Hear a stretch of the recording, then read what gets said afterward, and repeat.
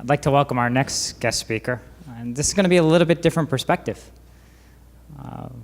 We invited Eversource, a utility most of you in this area should be very familiar with. Its heritage is deep in New England. So I'd like to welcome Patrick McDonald. While Patrick finds his presentation, let me give you, hold on, please. Patrick has more than 20 years experience in the energy industry.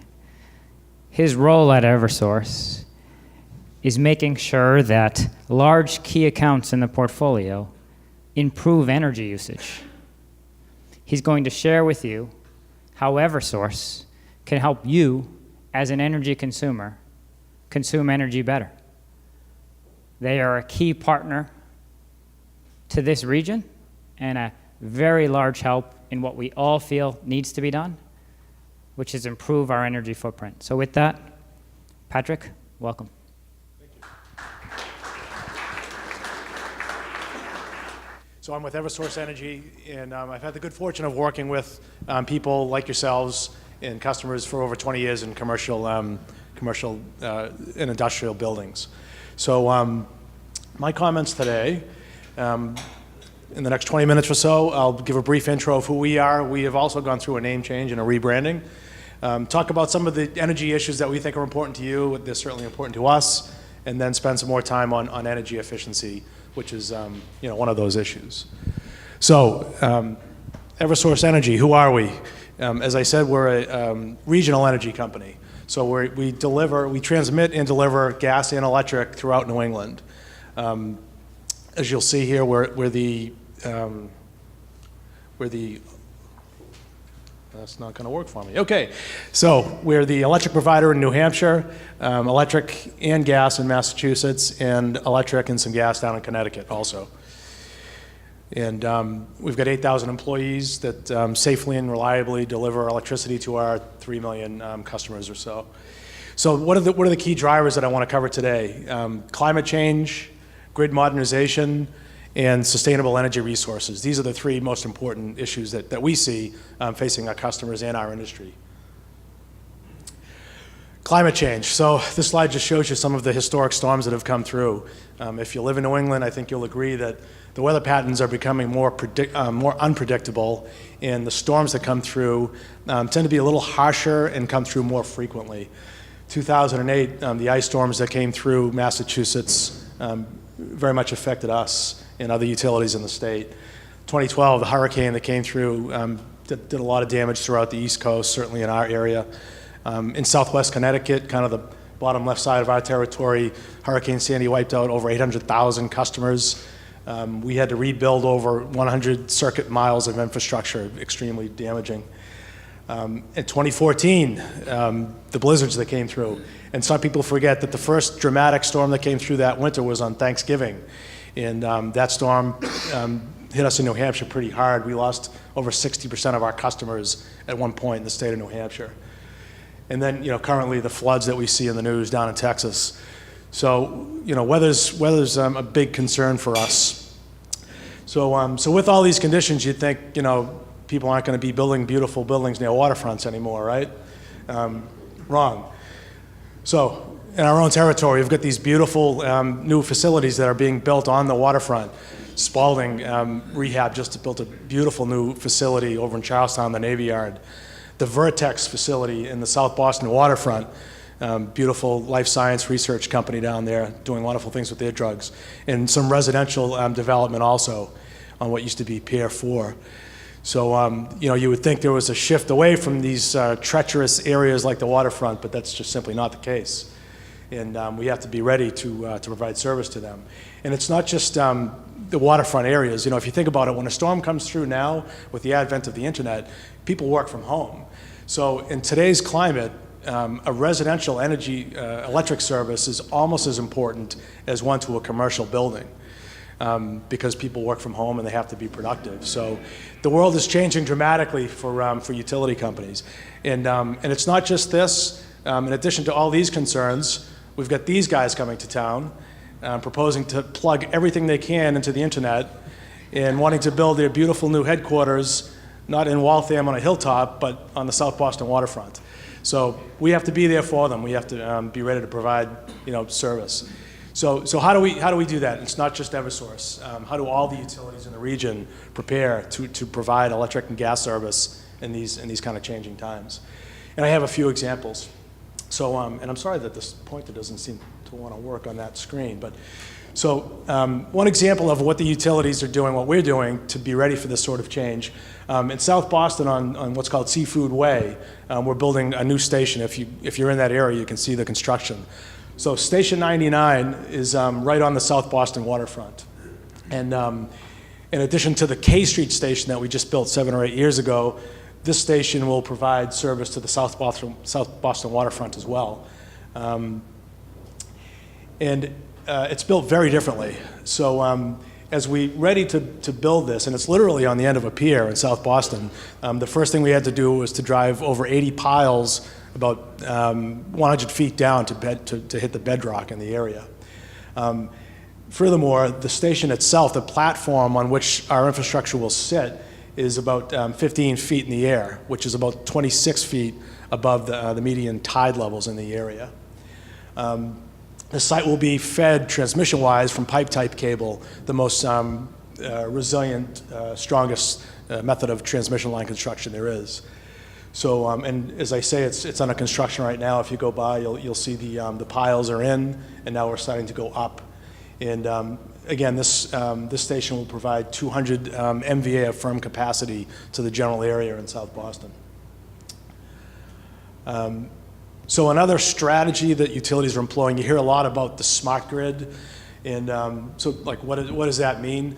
At Eversource and at most utilities, it's more a series of kind of strategies and steps that we employ, and we're trying to leverage advances in the information age, really. One example on the top there is advanced metering infrastructure. So 10 or 15 years ago, we went around and upgraded all the meters such that they could communicate with one of our reading vehicles. And that was really just kind of a cost-saving measure for us. We were able to reduce our operational costs dramatically by doing that. But kind of the next iteration in meter technology is this automated metering infrastructure, where now metering has two-way communication. So even residential meters will be able to communicate with our SCADA center in Dorchester over power lines. So it's going to give us a lot more information on where is demand, where are peaks happening, and on a much more granular level, down at the neighborhood level. That lower left-hand corner shows a smart switch. So all the utilities are hanging new, in manholes also, smart switches to allow us to break up distribution circuits into smaller sections.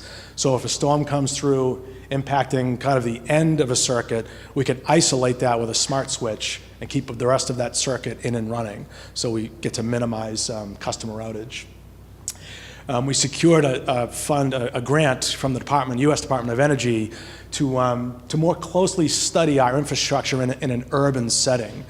So in this project here, we're actually going into our underground system and manholes and metering and installing firmware to monitor current flows, temperatures, insulation degradation, and things like that, to get a better handle on what's going on and to be able to optimize the flow of energy through the region. Storm response. So in general, we're just doing a much better job responding to storms. Part of that is due to our regional strength. So now that we're Eversource and we cover a much larger footprint, we're able to move assets throughout New England as we could never do before. And just that by itself is it's a big benefit. Another thing which I don't show here, but Eversource recently announced a partnership with the University of Connecticut. And through that partnership, we're developing a better storm prediction model to allow us to just better predict the direct impacts of storms. So if we see the storm is trending more towards the southeast coast of Massachusetts and maybe steering away from southwest Connecticut, we can start to pre-stage assets and personnel in those areas. So we're trying to do a better job of that. And then the last bullet, coordinating with public safety agencies. My storm assignment is that I go to the bunker, the MEMA bunker out in Framingham, where we coordinate directly with the governor's office, with the Massachusetts State Police. So all the utilities are just doing a better job of communicating and coordinating. That one in the lower right-hand corner, that one photograph is a truck-mounted generator. I've been with my company for over 20 years, and when I first started, if a customer had an outage, they were unfortunately without power until we could restore. We're doing a much better job of deploying generation to the site to pick up critical infrastructure where we have to. That's been a dynamic change over the past few years. So that's kind of what's happening on the T&D side of our business and how kind of climate change is affecting us and what we're thinking about and strategies that we're using. But what's happening on the generation side, and although Eversource is no longer in or pretty much out of the generation business, it's still a big concern to us. Being a regional player, and we've embraced that role. We're now viewing ourselves as a regional energy company, and we need to be advocating for our stakeholders, our customers and regulators in that fashion. And so we have a keen eye on what's going on in generation. Prices are trending down in the near term, which is great. You probably see it on your own home residential bill. But we are concerned with the long-term volatility that we have in energy pricing in New England. And we want to try to address that and mitigate those fluctuations as best we can. So this graphic shows you the past and current generation mix in New England. And there's some important observations here. So you can see natural gas, as everyone knows, has gone up dramatically. Natural gas used to be only 15% of the generation mix in Massachusetts, and it's now up to almost half. Reduced dramatically are those undesirable resources of coal and oil, so that's very good news. Hydro, renewables are still staying steady. So that's current day on the bottom, but the next 15 years will have even more change. As you probably know, the nuclear fleet in Massachusetts is going down, in New England is going down dramatically. Pilgrim in Plymouth, Massachusetts has announced a decommissioning plan, as has Seabrook up in New Hampshire. So in the year 2030, this mix is going to look a lot different. And we need to be ready for that. But that's one of the challenges. So if we don't know the mix in 15 years from now, how do we build the infrastructure to support it? That's a big challenge to transmission companies like us. But on the next few slides, I'll share with you some of the things that we're doing to kind of get the region ready for these changes. So as you may have read in the media, we've launched the Northern Pass project. What is Northern Pass? Well, up in Quebec, there's all sorts of great hydro generation resources that are already tapped into. We do already transmit some of that power into New England. But in the Northern Pass project, we'll be looking to build a 200-mile transmission line from southern Canada into New Hampshire, and to also enhance the interconnection between the two as well. This project's currently in permitting through various federal and state agencies. Our plan is to begin construction in 2017. This will be a great project for the region. Another project that we have in the permitting stage now, Access Northeast, and this is a partnership amongst Eversource, National Grid, and not Algonquin, but Spectra, who operates the Algonquin gas line that comes up from Pennsylvania. So in the Access Northeast project, essentially what we're looking to do is strategically upgrade the Algonquin gas transmission line as it comes into New England, and also install a bit of LNG support as well.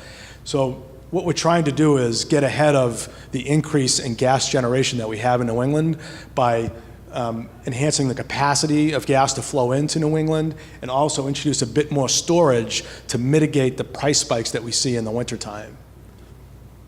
So that's Access Northeast.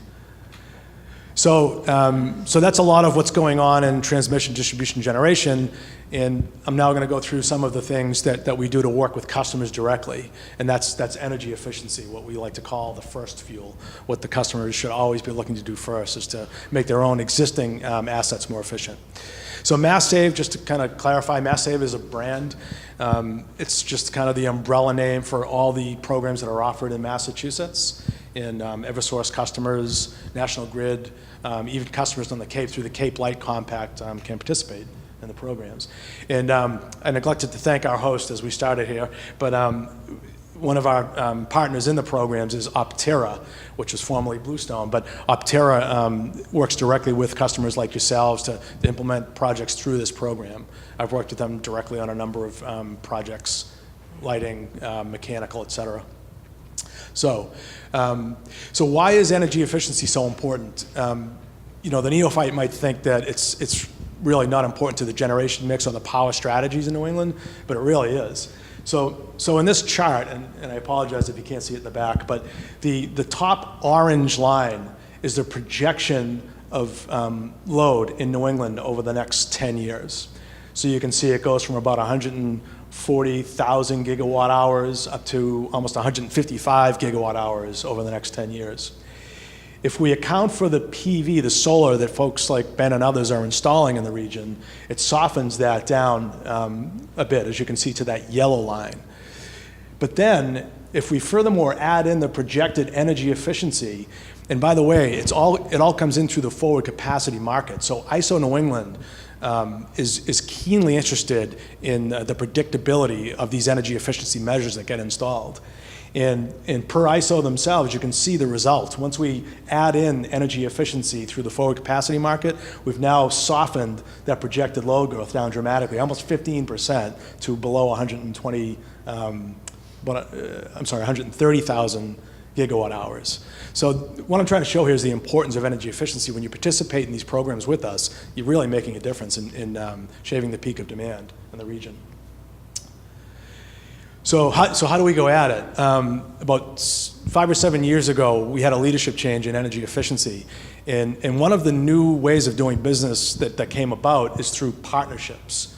So it's kind of the 80-20 rule. The idea was, let's work with the top 20% of our customers and try to get 80% towards our goal by working with those customers, you know, people like yourselves, large users. So we've established partnerships with some of the people you see here. I'll talk about Boston Properties briefly because I work with them very closely. But we just this week extended our partnership an additional 3 years. And we've done all sorts of great projects with Boston Properties. And we've also learned a lot from people like Boston Properties. MIT is one of our partners as well. You know, just working with some of these organizations, these companies, it helps you understand energy just that much better as it relates to a commercial setting. So partners, Titleist, the golf ball people down in Acushnet, Mass, I work with them as well. But these are all folks that we work with very closely. And if we haven't spoken to you as a large user about a partnership, we would like to. So please reach out to us. What are the benefits of energy efficiency? So starting with our customers, you know, the most obvious are the financial incentives. As you know, we offer financial incentives to defer the capital costs of these, you know, what can be expensive projects. So another benefit is engineering support. You know, we know that Titleist is in the business of making golf balls, not, you know, reducing their energy. So we take that on. You know, we provide engineering support. We've got a stable of energy efficiency engineers that we can leverage to help us understand tricky projects. We're just wrapping one up now with our friends at 200 Clarendon Street to dramatically reduce their usage, and we had to bring in a third-party engineer to get it done. And what are the benefits to us? You know, people might wonder why we want to reduce the use of our end product. Doesn't that hurt our revenues? Well, Eversource and all the utilities in Massachusetts receive financial incentives from our regulators to efficiently deliver these programs. So if we reduce energy in a cost-effective manner, we get financial incentives to do it. And our new CEO, Jim Judge, is keenly interested in financial incentives, so it's very important to us. And the last bullet there, customer satisfaction. We survey the heck out of customers, and we find that those who work with us in energy efficiency have a much higher level of customer satisfaction. And that's very important to us in a regulated industry such as ours. So those are some reasons why we do that. We deliver the programs. And customers can engage with us in many ways. New construction, the 888 Boylston project, which Ben referenced, Eversource is right there at the table with the design team. We're involved in the energy modeling as the project is on the design table. So if you have a new project, we want to work with you there. Retrofits, obviously lighting retrofits, or putting drives on motors. So that's another way that customers participate. Facility assessments, as I said about Titleist, if you're trying to focus on a grocery business and don't have the time to assess your grocery stores, we can help you do that, again, with that stable of resources that we have. And the last bullet, upstream. So one of the nice things we've done over the past 3 or 4 years is try to get into the value chain of the industry a bit more. And what we do through the upstream program is to offer financial incentives at the point of purchase. So as a consumer, if you go to Home Depot and buy an LED lamp, you get the incentive at the point of purchase. And we're doing the same thing now with LED lamps, and announced just last week, LED fixtures also. So if you buy a 2x4 LED fixture from Grainger, you'll get an incentive right there. So if you're not aware of that program, you should talk to me or my peer to understand that a little bit better. So I wanted to provide a quick example as I close to show kind of the value of the programs that we offer. So one of the Class A towers that I work with downtown was faced with an interesting challenge about 5 or 7 years ago, where they had one of their chiller plants at a high level in the tower was at end of life. And they had to figure out, do they replace the unit? Do they retrofit the unit? The challenge was the system was installed at a time when helicopter picks were not a big deal. So the assumption, I think, by the design engineer was when the unit is old, we'll simply rig in the new one with a helicopter. Can't do that nowadays. So we spent a lot of time and effort on the project, but the solution that we all landed on was to essentially rebuild the central chill water plant in place on one of the upper levels of the tower. So Eversource became involved on the front end of the project. We cost shared an engineering study to get to that right answer. The project cost was $738,000. Our incentive, $230,000. Annual savings, $240,000. So kind of the punchline here is the project would have been an attractive project, but kind of marginally. Without an incentive, it would have been about a 3.5-year simple payback. With our incentives, we got the project down to about a 2-year payback. So it was a much easier sell to the C-suite with those numbers in place. That's the end of my portion. I'm going to leave up here a slide. Eversource, shameless plug. Eversource has an expo scheduled for next Wednesday, which I know a lot of you folks are registered for. But if you're unaware of it, or if your colleagues are unaware of it, we would encourage you to join us. So thank you all for your time.